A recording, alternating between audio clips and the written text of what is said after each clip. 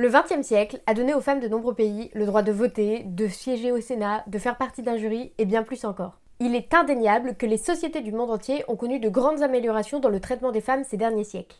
Alors il peut être légitime de se demander, le féminisme est-il encore une nécessité dans notre monde de liberté et de libération des femmes ? Avant de commencer, je voulais juste faire un petit disclaimer, déjà parce qu'il y a quelques trigger warnings sur cette vidéo quand même, puisque je vais parler de violences sexuelles, de viols, etc. Donc si ce sont des sujets sensibles pour vous, vous êtes prévenus.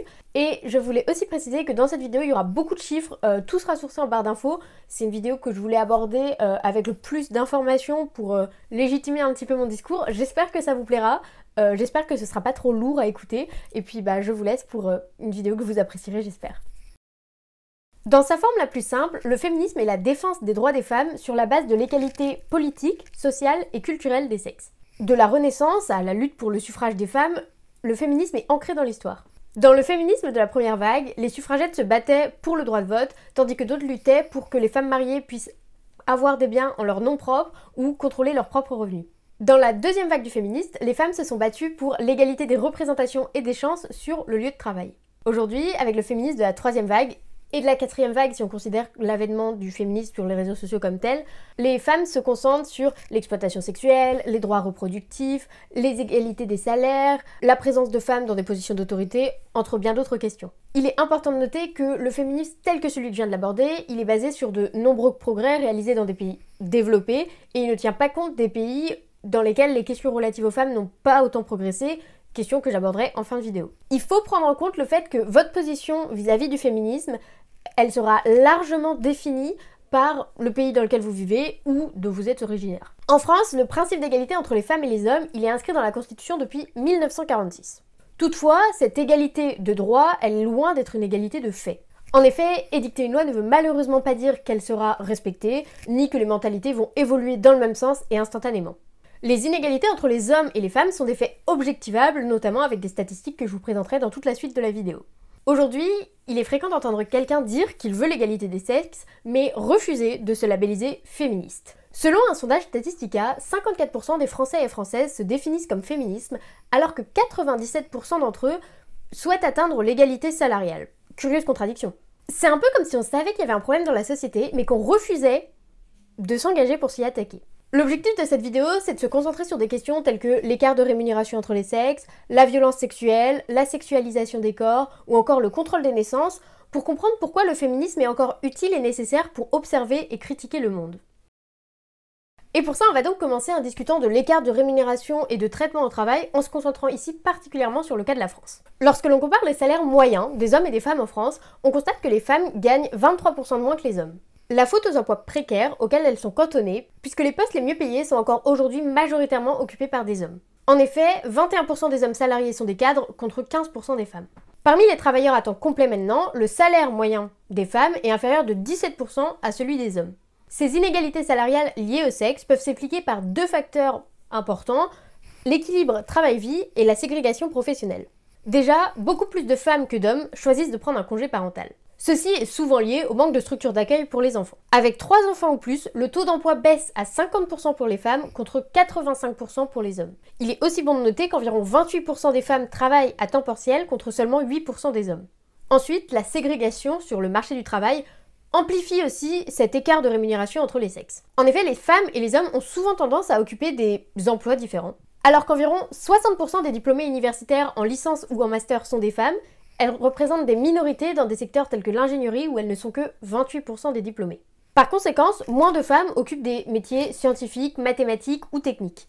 Elles travaillent souvent dans des secteurs économiques moins valorisés et moins rémunérés et leur taux d'emploi est plus faible. Mais lorsqu'une femme obtient le même poste qu'un homme, les inégalités persistent. Une différence qui est assez difficile à justifier, qui est même inexpliquée et pourtant qui perdure encore. À poste et expérience équivalents, une femme gagne en moyenne 9% de moins qu'un homme. Le lieu de travail devient donc contexte d'inégalité. La faute sans doute à un sexisme dans le monde de l'entreprise, mais aussi à la façon dont on éduque nos filles. En effet, les hommes apprennent dès leur plus jeune âge à être sûrs d'eux et à valoriser leurs compétences, tandis qu'aux filles on apprend à être douces, polies et à s'accoutumer tant bien que mal à la situation. Résultat, les femmes sont moins susceptibles de négocier leur salaire que les hommes. Et ça n'est pas prêt de changer. En effet, selon un rapport du Forum économique mondial, il faudrait 270 ans avant d'atteindre l'égalité économique des sexes. L'évolution des mentalités est longue. En témoigne la déclaration du député européen polonais Janusz Korwin-Mikke, qui a déclaré que les femmes doivent gagner moins que les hommes car elles sont plus petites et moins intelligentes. And of course, women must earn less than men because they are weaker, they are smaller, they are less intelligent, and they must earn less. That's all. Malgré cela, au cours du dernier demi-siècle et grâce aux luttes féminisme, la situation, elle a quand même subi plusieurs changements. Mais les tâches ménagères sont toujours réparties de façon inégale. Au quotidien, les mères passent 2,5 fois plus de temps que les hommes à s'occuper des tâches domestiques, avec 117 minutes pour les femmes contre 46 pour les hommes. En outre, la plupart des hommes continuent donc de s'impliquer pleinement dans leur travail, car leurs compagnes assument la responsabilité de s'occuper des enfants. Mais au-delà de l'écart de rémunération, le traitement au travail ou encore la répartition des tâches domestiques, une autre source d'inégalité, c'est le corps de la femme. Déjà, au niveau de la santé, il existe des écarts importants dans les soins médicaux. Les femmes ont tendance à attendre plus longtemps que les hommes pour obtenir un diagnostic, un soulagement de la douleur, et sont ensuite plus susceptibles d'être mal diagnostiquées ou d'être renvoyées lors d'événements médicaux graves. Cette situation, elle résulte en partie des lacunes de la recherche médicale. Historiquement, les femmes étaient exclues de la participation à la recherche en raison de leur cycle menstruel et de la peur de nuire aux futures grossesses. Il est également possible que la poursuite du discours de la femme historique contribue. Cela signifie qu'une femme doit souvent prouver qu'elle est aussi malade qu'un homme avant d'être prise au sérieux. C'est ce qu'on appelle le syndrome de Jentl. Et au-delà de la santé, il y a aussi le problème de la honte corporelle. La honte corporelle, bien que très réelle pour les hommes, est un problème endémique chez les femmes. En outre, le corps de la femme, il est toujours au cœur de nombreux débats. Entre autres exemples, le recours à l'interruption volontaire de grossesse, IVG, est difficile, même dans les pays qui l'autorisent. En Italie, par exemple, les médecins peuvent refuser de pratiquer cet acte médical. Problème, 70% de ceux qui sont habilités à pratiquer l'IVG sont des objecteurs de conscience.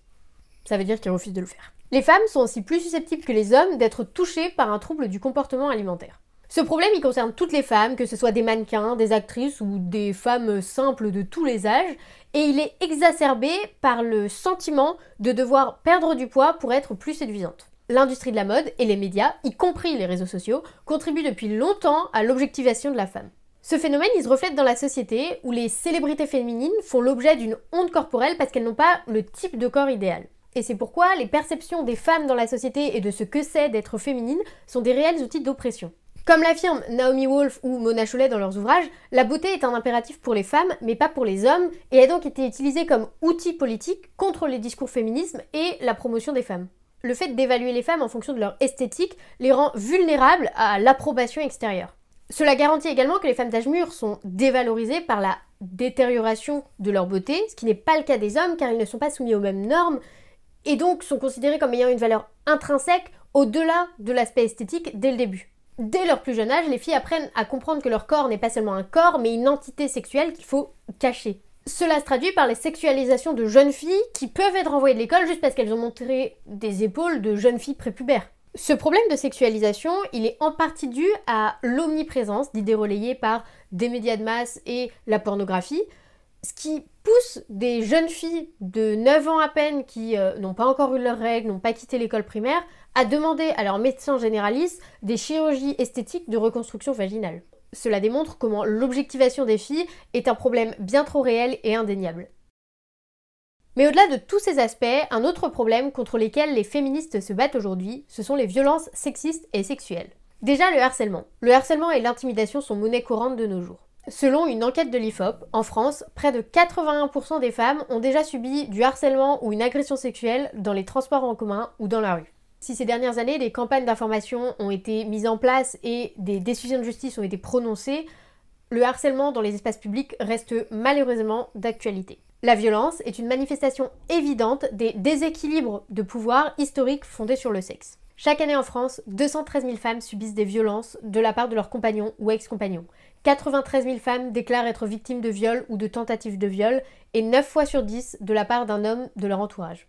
En 2020, plus de 90 femmes ont été assassinées par leur conjoint ou ex-conjoint, plus de la moitié ayant signalé les violences à la police mais ayant été laissées sans protection. Le dernier féminicide en date est celui de Shahinez Bouta, 39e victime depuis le début de l'année, qui a été tuée par son mari violent et récidiviste ce mardi 4 mai.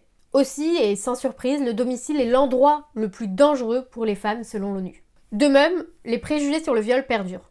Ainsi, un sondage d'Ipsos révélait en 2016 que 17% des Français pensent que forcer sa conjointe pour avoir un rapport sexuel n'est pas un viol. Selon ce même sondage, 40% des Français et Françaises estiment que la responsabilité du violeur est atténuée si la victime a eu une attitude provocante en public. La violence sexuelle en particulier a été mise en avant ces dernières années par le mouvement MeToo, où des femmes ont partagé leur expérience d'agression sexuelle ou d'oppression par des hommes et ont plaidé pour le changement. Si le succès du mouvement, il a permis de traduire en justice plus de 200 hommes, il convient de noter que les médias continuent de blâmer les victimes et de discréditer les discours. Les victimes de viol peuvent également être accusées de mentir pour attirer l'attention, puisqu'il n'existe pas de preuves définitives, ce qui peut expliquer pourquoi les femmes peuvent avoir peur de se manifester et de signaler leur viol. Un autre problème contre lequel le féminisme peut parfois lutter, mais qui est un peu plus difficile parfois à chiffrer, ce sont les stéréotypes de genre. Les préjugés et les stéréotypes sexistes constituent une autre lacune préjudiciable de la société, puisqu'ils peuvent avoir une influence importante sur la vie aussi bien des femmes que des hommes. Par exemple, les stéréotypes sur les performances des femmes peuvent avoir un réel impact sur leurs résultats aux examens. Lorsqu'on a dit aux participants d'une étude qu'un test de mathématiques présentait des différences significatives entre les deux sexes, les femmes ont obtenu des résultats nettement inférieurs à ceux de leurs homologues masculins. En revanche, lorsqu'on n'a pas dit aux femmes qu'il y avait des différences relatives au sexe dans le test de mathématiques, elles ont obtenu des résultats similaires à ceux de leurs homologues masculins. Ce phénomène, connu sous le nom de menace du stéréotype, est un facteur contribuant aux écarts persistants entre les sexes. Et il y a d'autres problèmes avec les stéréotypes. Des études montrent que lorsque les femmes s'efforcent de travailler dans des domaines des sciences, des mathématiques, de l'ingénierie, elles se heurtent à des obstacles importants. Dans le cadre d'une étude, des professeurs d'université de recherche en sciences ont évalué des candidatures pour un poste de chef de laboratoire, sans savoir au préalable que les candidatures avaient été attribuées aléatoirement à des noms féminins ou masculins. En conséquence, les professeurs ont perçu les candidats au nom masculin comme étant nettement plus compétents, méritants et souhaitables, même si les candidatures au nom féminin étaient identiques. Les hommes se sont également vus offrir des salaires de départ plus élevés, avec une moyenne de 30 000 $ pour les hommes contre 26 000 $ pour les femmes. Les stéréotypes de genre existent et peuvent causer différents problèmes à différentes échelles. Avant de le terminer, j'aimerais aborder l'importance de l'intersectionnalité du féminisme. Malheureusement, de nombreux pays du monde n'ont pas connu les mêmes avancées en termes d'égalité que les pays d'Europe. Le féminisme moderne, il a été critiqué pour ne pas avoir reconnu les difficultés des femmes dans les pays à revenus faibles et moyens. Pour que les féminismes obtiennent l'égalité des sexes, l'intersectionnalité doit être au cœur de la bataille.